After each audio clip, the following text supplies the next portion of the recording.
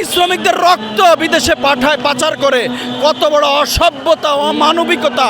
আজকে দেখেন সেই শিকাগো শহর থেকে আজকে প্রেস ক্লাব প্রায় 140 বছরের ইতিহাসে কিন্তু শ্রমিকদের অধিকার কিন্তু নিশ্চিত হয়নি। সারা পৃথিবীতে দিন দিন শ্রমিকের সংগঠন বাড়ছে, বাট শ্রমিক এবং মালিকের বৈষম্য কিন্তু দূর হয়নি, এটা রয়ে গেছে। আজকে দিনে বাংলাদেশে যে সোনালী হাঁসের দেশ ছিল, ইতিহাস ছিল, ঐতিহ্য ছিল, সেই সোনালী হাঁসের ইতিহাস ঐতিহ্য কিন্তু আজকে নষ্ট করে দিয়েছে পরিকল্পিতভাবে। আমরা বলতে চাই আমাদের সেই সোনালী হাঁসের ইতিহাস ফিরিয়ে আনতে হবে। আজকে পাট শিল্পগুলোকে নষ্ট করে দিয়েছে পরিকল্পিতভাবে, শিল্পগুলোকে আজকে প্রত্যেকটা শিল্প বাংলাদেশ থেকে নষ্ট করে পরিকল্পিতভাবে রাষ্ট্রকে বিকলাঙ্গ করার একটা ষড়যন্ত্র করছে। এই ষড়যন্ত্র মোকাবেলায় আমরা যারা সচেতন নাগরিক আছি প্রত্যেককে একত্রিত হতে হবে।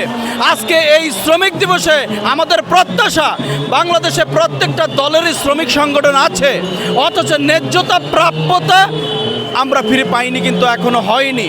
তাই সত্যিকার অর্থে শ্রমিক এবং মালিকের যে বৈষম্য অসমতা সেটা দূর করতে পারলেই সত্যিকার অর্থে আমরা এগিয়ে যেতে পারবো। শ্রমিকদের মর্যাদা যদি দিতে জানি তাহলেই, কারণ শ্রমিকের এই ঘাম বিক্রি করে, এটা ঘাম নয় রক্ত বিক্রি করে আজকে মালিকরা টাকা পাচার করে, অর্থ পাচার করে বিদেশে। এই শ্রমিকদের রক্ত বিদেশে পাচার করে কত বড় অসভ্যতা অমানবিকতা। এখান থেকে যখন আমরা বুঝতে পারবো তখনই আমরা শ্রমিক এবং মালিকের সমতা, ন্যায্যতা, অধিকার আমরা ফিরে পাবো। তাই আজকে এই মে দিবসে সকল রাজনৈতিক দল, গণতান্ত্রিক মানুষ, আজকের যিনি অন্তর্বর্তীকালীন সরকারের প্রধান আছেন, আমাদের আপনাদের উদ্দেশ্যে বার্তা হচ্ছে, আসুন দেশীয় যে শিল্পগুলোকে নষ্ট করে দিয়েছি আমরা পরিকল্পিতভাবে সেই শিল্পগুলোকে ফিরিয়ে আনি, শ্রমিকের অধিকার নিশ্চিত করি।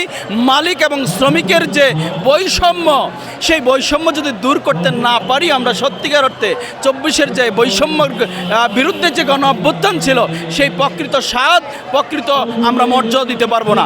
আমরা তখনই সেই মর্যাদা দিতে পারবো যখন বৈষম্যহীন আমরা শ্রমিক এবং মালিকের বৈষম্য দূর করতে পারবো। সেই শ্রমিকের অধিকারে কি কোনো মানদণ্ড কি আসলে আমরা দিতে পেরেছি কিনা?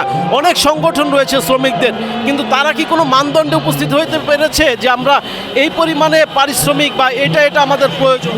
আমরা সেই কথাটাই বলছি। এখন আসার সময় আমি দেখে আসলাম শ্রম অধিদপ্তরের সামনে, সেখানে এখনও শ্রমিকরা আন্দোলন করছে, তার শ্রমের মূল্য পায়নি। একটা বিভৎসতা, এটা গণতান্ত্রিক রাষ্ট্রে এটা হওয়া আমাদের প্রত্যাশা না। আজকে যেই অধিকারের জন্য 1886 সালে রক্ত দিয়েছিল, সেই রক্ত কি বৃথা যাবে? জাতিসংঘের কাছে প্রশ্ন, আজকে বিশ্ব মোড়লদের কাছে প্রশ্ন, আমার দেশের যারা আজকে দায়িত্বে আছেন তাদের কাছেও প্রশ্ন। এটা বুঝার মতো মানবিক মানুষ দরকার সত্যিকার অর্থে। যতক্ষণ মতো মানবিক মানুষ তৈরি না হবে ততক্ষণ পর্যন্ত কিন্তু এই শ্রমের অধিকার, শ্রমিকদের অধিকার, ঘামের মজুরি, সাম্যের বাংলাদেশ, সাম্যের পৃথিবী, মানবিক বিশ্ব আমরা তৈরি করতে পারবো না। শুধু শ্রমিক সংগঠন দিয়ে কিন্তু অধিকার আদায় হবে না। মানবিকতা, মনুষ্যত্ববোধ এবং সর্বোপরি সরকারকে যদি কঠিন আইন করা হয়, আচ্ছা বলেন, তিনি শ্রম দিলেন, তার প্রাপ্যটা পেলেন না, এটা কোনো বৈজ্ঞানিক হওয়া লাগে না, বিশেষজ্ঞ হওয়া লাগে না বোঝার জন্য। ওই মালিক যদি শ্রমের পরিশোধ না করেন, প্রয়োজনে তার সম্পত্তি বিক্রি করে হলেও তার ন্যায্য মজুরি দিতে হবে।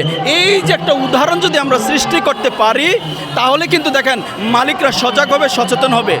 আইনের মাধ্যমে তার সম্পদ বিক্রি করে দিতে হবে, প্রয়োজনে রাষ্ট্র সম্পদ বিক্রি করে মজুরি পাওনা মজুরি পরিশোধ করবে। তাহলে কি হবে জানেন? একটা দুটো উদাহরণ সৃষ্টি করতে পারলে এখান থেকে আমরা কিন্তু শ্রমিকের ন্যায্যতা ফিরে পাবো।